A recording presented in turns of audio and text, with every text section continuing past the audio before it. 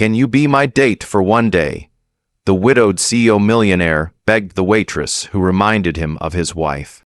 The Saturday night crowd buzzed inside Bordeaux Lights, the kind of upscale restaurant where wine glasses clinked softly and violins whispered above the hum of polished conversations. Golden lights pulled across linen-covered tables. Waiters moved with purpose. Among them, Lily moved fast but gracefully, balancing a tray in one hand and water pictures in the other. At 24, she had mastered the rhythm of the place, attentive, discreet, always smiling despite the dull ache behind her eyes. Her long blonde hair was tied into a loose ponytail, a few strands escaping to frame her face. In the far corner, at a table set for one, sat a man who barely touched his food. Alex Carter, 32, wore a charcoal gray suit without a tie. He looked like he belonged somewhere louder, more powerful. Yet tonight he sat still, eyes distant, swirling the wine in his glass without sipping. The world moved around him, fast, full, but he remained untouched, like a man trying to remember why he had come at all. Then it happened. From the center of the room, voices rose. A group of young professionals was complaining loudly about their main courses. One of the newer servers, barely past training, stood frozen, clutching her notepad, eyes darting from one annoyed face to another. Lily stepped in calm and unshaken. "I am so sorry the dish didn't meet expectations," she said gently, her voice warm. "Allow me to replace it right away. And as a small gesture, our chef would like to offer the table a complimentary dessert of your choice. We want you to leave here smiling." The tension deflated. The group nodded. A few mumbled, "Thanks." Lily gave a quick, professional smile and walked away, the new server trailing behind her like a shadow. Alex watched the entire thing. He blinked once, then he slowly set down his wine. A few minutes later, Lily passed by the side station to refill a water pitcher. She was humming under her breath, thinking about getting through the last hour of her shift. She did not notice Alex approach until he stood beside the counter close enough for her to turn instinctively. "I'm sorry for the interruption," he said, voice steady, "but may I ask you something unusual?" Lily furrowed her brow. Sure." He glanced around, then looked directly into her eyes. His were clear, hazel green, and a little too serious. "Would you be my date?" "Just for one day." She stared. Excuse me," she asked, blinking.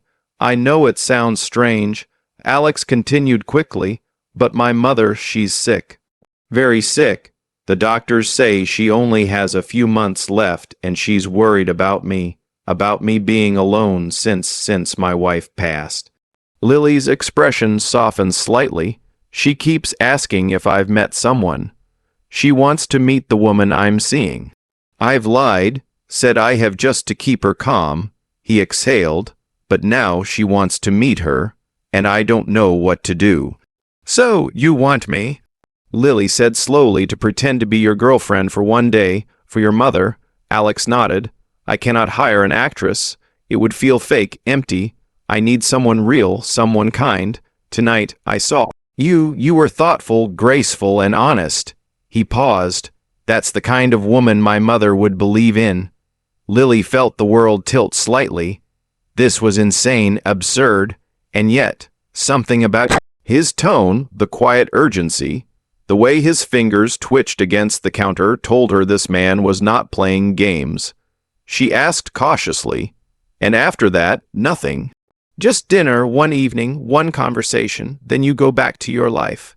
And I let my mother go a little more peacefully." He slid something onto the small marble counter between them, a sleek business card, followed by a folded check. She glanced at the amount and blinked, stunned. It was more than she made in 2 months. "If you say no, I understand," Alex said, truly, "but if you say yes, you'd be doing more than you know." Lily looked up at him. His jaw was tense, his shoulders drawn, a man holding too much pain in too small a space. She said nothing. Alex lowered his eyes, then whispered, "Please, just 24 hours. Lily stared at the check long after Alex left the restaurant.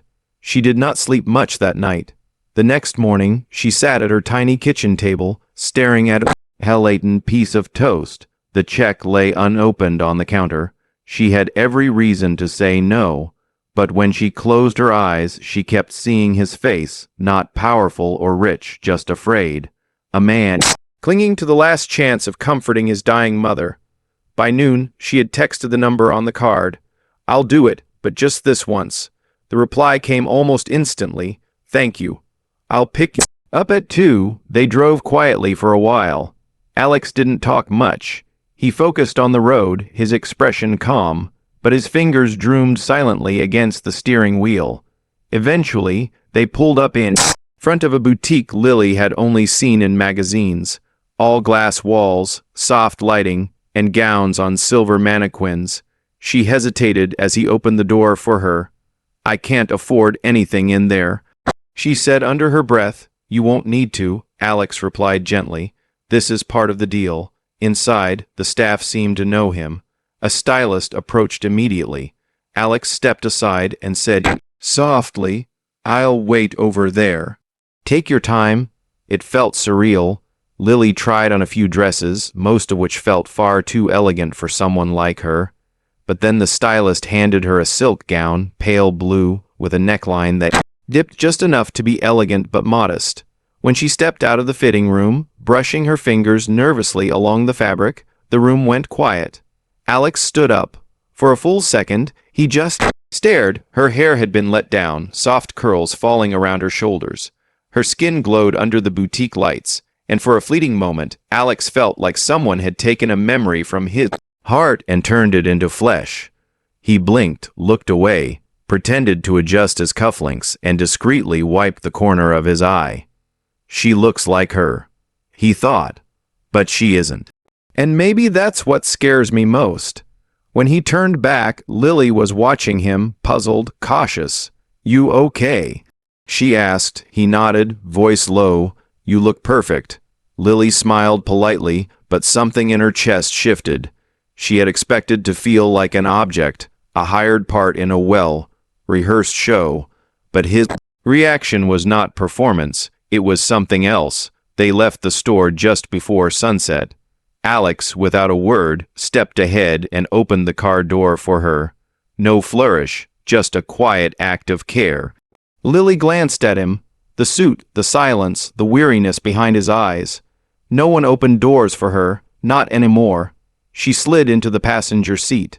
The dress made her sit straighter, like she had stepped into someone else's life. Alex closed the door gently behind her and walked around to the driver's side. As they pulled out into traffic, Lily peeked at him through the window reflection. His jaw was clenched, his gaze fixed on the road, but behind the polished exterior, she saw it now, the loneliness thick as fog, not the loneliness of a rich man surrounded by people, but the deeper kind. The kind that came from losing someone irreplaceable and never letting anyone close again. For a brief second, she wondered what his wife had been like, and whether he had ever let himself grieve.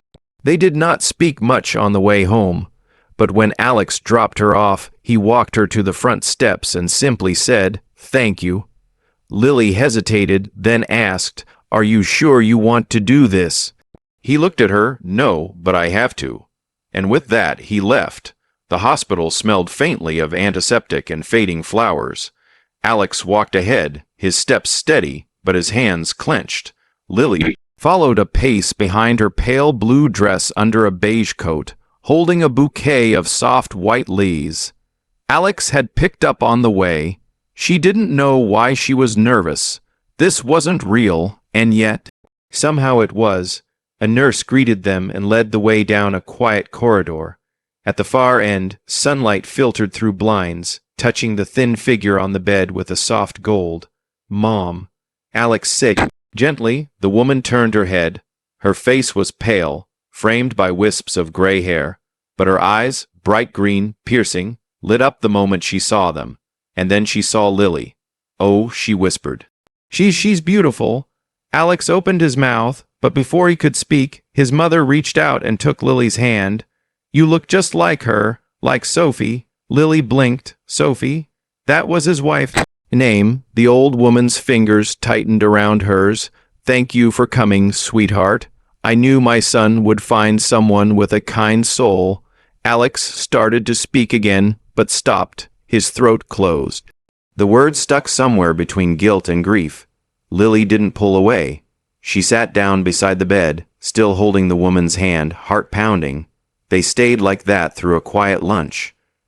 Hospital staff had arranged a small table beside the window. A nurse brought soup, bread, and tea. They ate slowly, the silence broken only by soft conversation. Mrs. Carter talked about Alex's childhood, how he used to wear mismatched socks and name every bird he saw. Her voice, though thin, carried laughter. Alex smiled, but his eyes stayed on Lily. She laughed politely, then stood up to stretch her legs. Her gaze drifted across the room and landed on a shelf above the dresser. On it sat a wedding photo. The bride was radiant, her blonde hair pulled into an elegant twist, her smile bright and wide. The resemblance made Lily's breath hitch. It was like looking into a mirror if the mirror reflected another life. She stepped back suddenly, uneasy. "Excuse me," she said softly. "I need to make a phone call." Alex turned, watching her walk to the hallway. Lily leaned against the wall, inhaling sharply. She had agreed to this for a good reason, but that photo, that smile, it made her feel like an intruder, like she had wandered into sacred space, uninvited. Then from inside she heard a sharp cough. Mrs. Carter. She paused, then turned back when she re-entered the room. The old woman looked up, grateful. "You're still here," she whispered.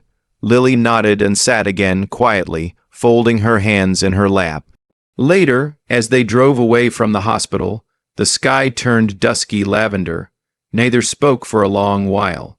Then Lily glanced over. "She's lovely," she said. Alex kept his eyes on the road. "She is, and your wife," she continued softly. "She must have been too." He didn't answer right away. The city lights began to appear, flickering through the windshield like distant stars. Finally, he said, "I still love her." Lily looked down at her hands. "I'm not sure I ever stopped," he added. The words hung there, suspended in the silence, and for a moment the air between them shifted. It wasn't awkward. It wasn't romantic. It was something else, raw and human. Two strangers carrying truths too heavy to say out loud. Lily turned back toward the window. She didn't know what this was, but whatever it became, it had already changed something inside her and maybe, just maybe, in him too. The second invitation came 3 days later. A short message from Alex. Dinner, no pressure, just food. Lily stared at it longer than she should have, rereading each word as if they held a hidden code.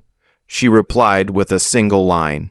"Sure, just food." He picked her up outside the restaurant after her shift. This time, no limo, no driver, just Alex behind the wheel of a quiet gray sedan.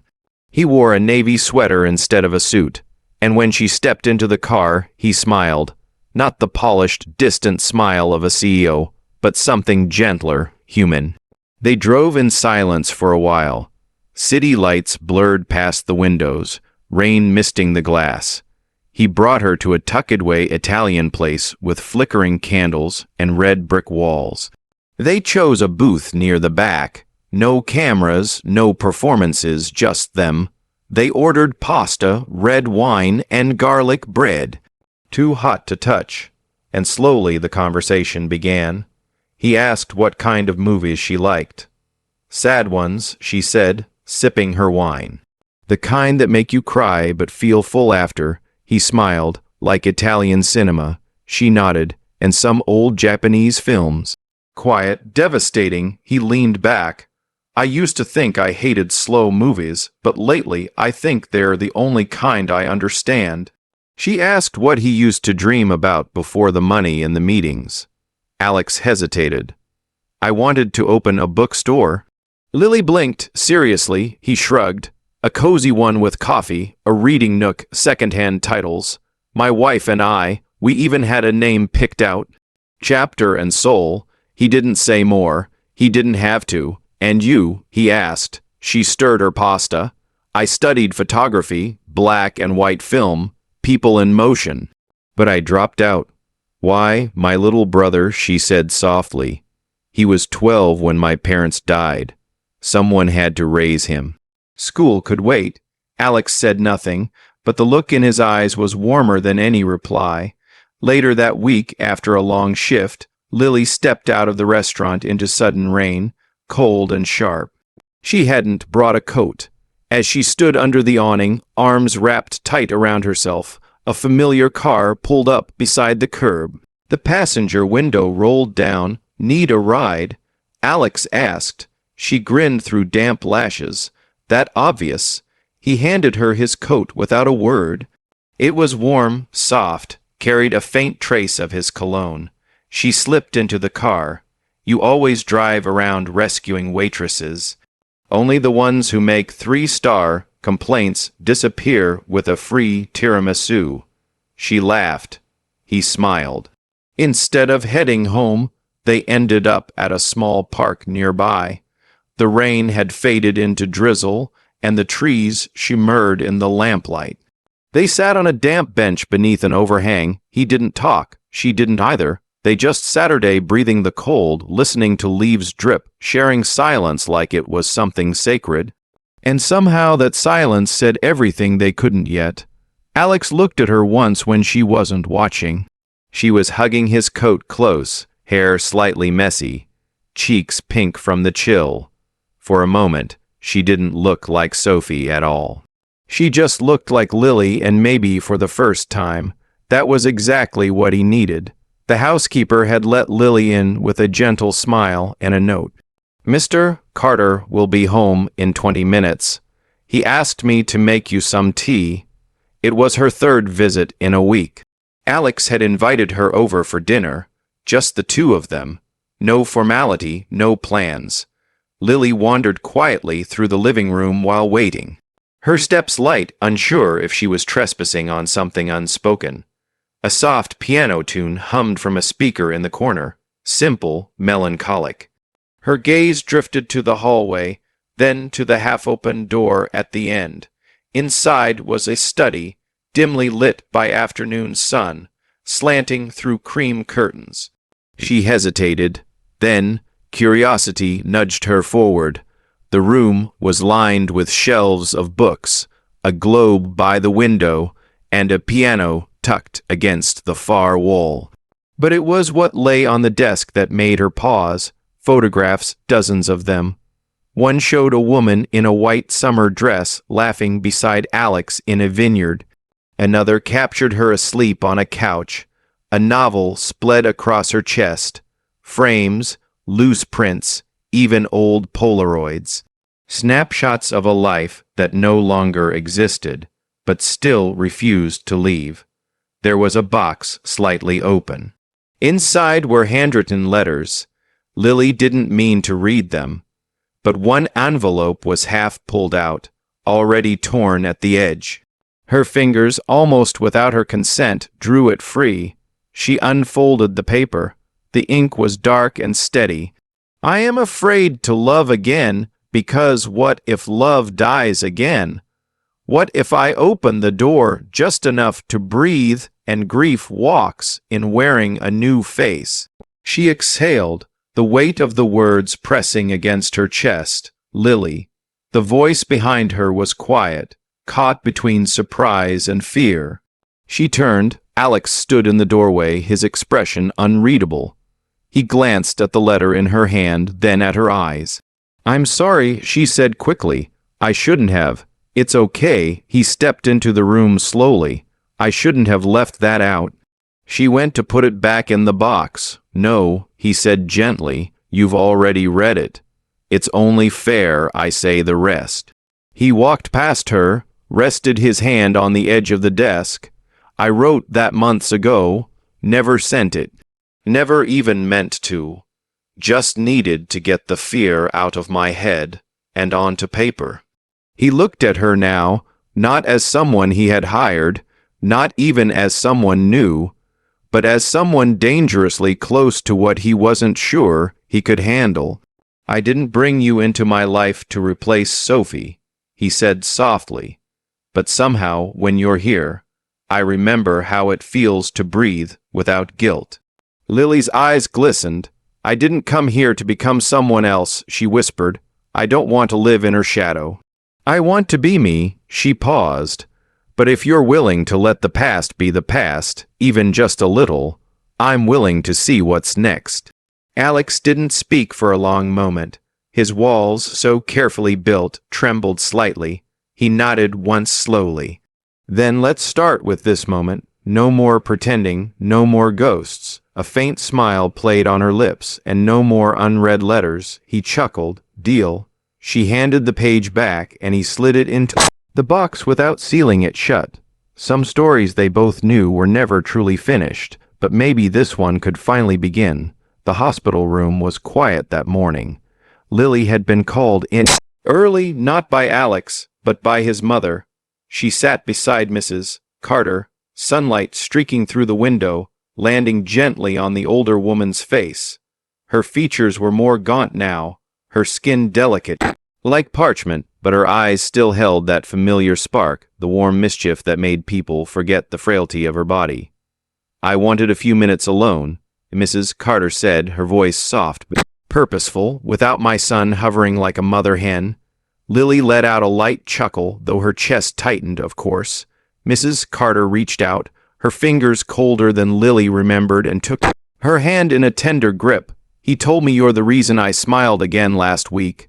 Lily opened her mouth to respond, but the older woman raised her other hand, signaling gently to let her finish. "I've known from the beginning, dear, that you're not really his girlfriend." Lily froze. The smile slipped from her lips, replaced by panic. Her fingers twitched in Mrs. Carter's grasp, but the woman only squeezed her hand gently. "Thank you for pretending, for showing up, for saying yes, for giving him something, someone to hold on to even for a moment." Lily's eyes stung. She blinked hard, trying to keep the tears from spilling. "And the strange thing is, Mrs. Carter continued, a knowing glint in her gaze, "I don't think you were pretending the whole time." Lily looked away, afraid her silence would say too much. "He's been frozen since Sophie passed," the woman whispered. Not cold, just paused as if time left him behind. "But you've stirred something in him, Lily. I see it in his eyes when he looks at you. I hear it in the way he talks now. You've given him warmth again." Lily nodded, lips pressed tight, her throat thick with words she couldn't say. Later that day, the hospital courtyard buzzed with quiet celebration. A small charity event was underway. Balloons, folding tables, food stations, soft music drifting through the air. Alex had helped organize it for the pediatric ward. Lily volunteered to help him cook. They stood side by side behind a makeshift counter, hands busy slicing vegetables, trading stories between tasks. Their movements were relaxed, unforced, almost familiar. Lily reached for a tomato just as her hand slipped. A sharp sting. "Ah!" Alex turned instantly. "Lily, are you?" She waved him off, embarrassed. "It's just a nick." "I'm fine." But he was already beside her, grabbing napkins, gently wrapping her finger in layers of care. His touch was steady, soft, protective. Their hands met, then paused. Their eyes lifted and held. The world around them quieted. No clinking dishes, no background laughter, no distant beeping monitors, just this. He leaned in slowly, carefully. So did she. Their lips touched. A soft meeting of grief and gratitude, of longing and hesitation. It wasn't passionate. It was reverent. When they pulled away, Lily's eyes stayed closed a moment longer. But when she opened them, he had already stepped back. His expression darkened. "I shouldn't have done that." Her face fell. "Why not?" Alex looked away. "I thought I was ready, but I'm not." Not really. She waited for more. It never came. So she stepped back, pulled her hand from his. "I see," she whispered, then turned and walked away. Each step echoed with a silence that screamed. He had told her not to pretend, but it was he who still was. Lily was gone. No call, no message, no goodbye. She had stopped showing up to the restaurant 3 days ago, and when Alex tried calling the number she'd given for emergencies only, it went straight to voicemail. Every time he left 2 messages, the first was short, formal, uncertain. The second was different, softer, almost pleading, but still there was no response. A tightness settled in his chest, heavier than he'd expected. He didn't realize how much he had come to anticipate her presence, her laugh, her gaze, the way she tilted her head when she listened, the way her footsteps sounded when she walked toward his table, the silence she brought that wasn't empty, but comforting. He drove to the hospital, hoping she might be there. Part of him wanted to ask his mother directly, but when he walked into the room, she looked up with an expression that told him everything before she even spoke. "You lost her, didn't you?" Her voice was quiet but piercing. Alex sat down slowly, eyes cast to the floor. "She was never really mine to lose," he murmured. Mrs. Carter studied him, her voice steady despite her frailness. "Don't be a coward, Alex. That girl, Lily, she made you feel again. I saw it, and I'm not the only one." He looked up, the weight in his eyes, finally cracking the mask he'd worn for so long.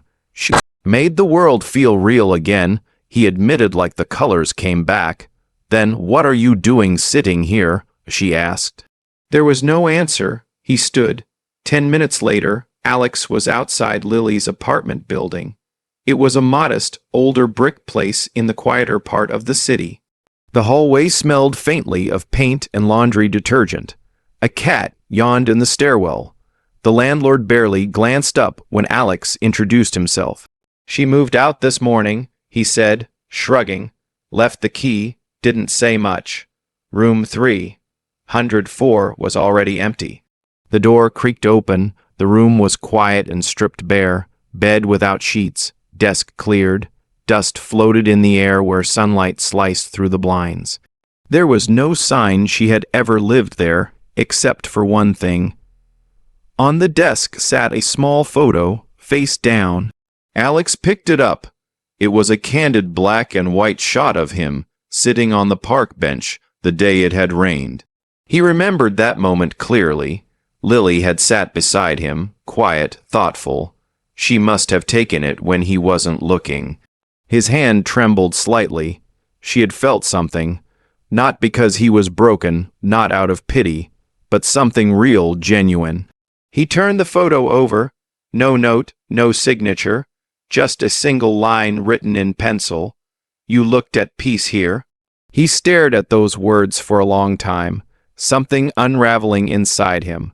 For the first time, the image of Lily in his mind shifted.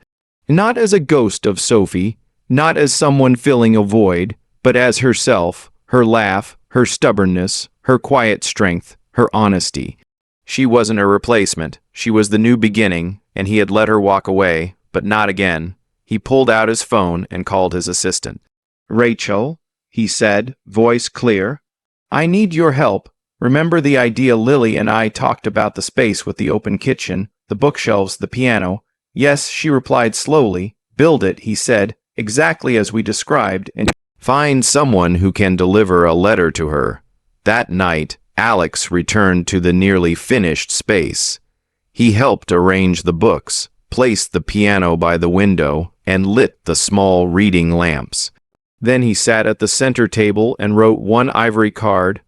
No company logo, no dramatic confessions, just one sentence in his handwriting. "This time, let's not pretend. Just come as you are." He left it on the window sill and waited. Lily stood at the entrance, her hand resting lightly on the door frame. She wore the same pale blue silk dress, the very one she'd stepped out in on that first day. The one Alex had chosen for her without knowing how much it would matter. Her blonde hair fell softly over her shoulders, And this time, there was no hesitation in her eyes. She wasn't playing a role anymore, she was simply herself. Alex turned from the piano, surprised at first, then silent. The music he had been playing drifted to a quiet end. The song Sophie had loved, one he had played on repeat for years. Their eyes met. Lily stepped closer. He took a slow breath and placed his fingers on the keys again, but this time he began to play a different melody. It was gentle, hopeful, a tune Lily once hummed under her breath while washing dishes, thinking no one had noticed, but he had. Her eyes softened. "You remembered," she said quietly. "I never forgot," he replied. He stood up, stepped toward her, and reached for her hand. His touch was warm, steady. "I have lived too long in the past," he said, chasing ghosts, holding on to a life that ended too soon. "And all the while, you were here, real, present, breathing life back into places I thought were dead." Lily's voice trembled. "I wasn't trying to replace her. I know," he said, "and that's why you didn't. You became something else entirely." They stood in silence for a moment, the weight of old pain and new beginnings settling between them. Then he smiled, and it wasn't a smile dipped in sorrow or guilt. It was something lighter, brighter. "You are not a stand-in," he said. "You are the first breath I've taken freely in years." He led her to the center of the room. Sunlight poured through the large windows of the newly completed space. Wooden shelves lined with books and framed photos of everyday moments.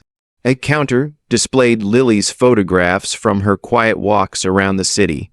There was a piano in one corner, a small coffee bar in another, and an open kitchen filled with the scent of cinnamon and fresh bread. It wasn't a mansion. It wasn't a skyscraper. It was home, their home. Weeks later, the soft opening of their little cafe bookshop photography space brought in old neighbors, curious passers-by, and close friends. The vibe was warm, eclectic, filled with the kind of soul no designer could fabricate. In the front row, seated with a blanket over her lap and a twinkle in her eyes, was Alex's mother. She watched her son move through the crowd, laughing, introducing Lily with gentle pride. At one point, Lily leaned down and kissed the old woman's cheek. "Thank you," Mrs. Carter whispered. "For what?" "For being real." At closing time, Alex and Lily sat on the steps outside, sipping tea under the fading light. "I never expected this," Lily said softly. "Neither did I," he admitted. She looked at him, heart full. "Why me?" He turned to face her fully, brushing a strand of hair behind her ear. "Because I don't need you to play a part," he said. "I need you to live this life with me as you are." And in the hush of evening, as the city lights flickered to life, Lily smiled, the kind of smile that had nothing to do with acting and everything to do with choosing him, choosing them. He reached for her hand again, grounding them in the present. "I don't need you to be anyone else," he whispered. "I need you to be real." And that was the beginning of everything. If this story touched your heart, made you believe in second chances, or reminded you that love can bloom even in the most unexpected places, don't forget to give it a like and share it with someone who needs a little hope today. And if you want more soul-stirring stories like this, full of quiet strength, healing hearts, and meaningful romance, make sure to subscribe to Kindness and Love Tales. We're here to remind you the gentlest moments often carry the deepest magic. Turn on the bell so you never miss the next beautiful journey. See you in the next story.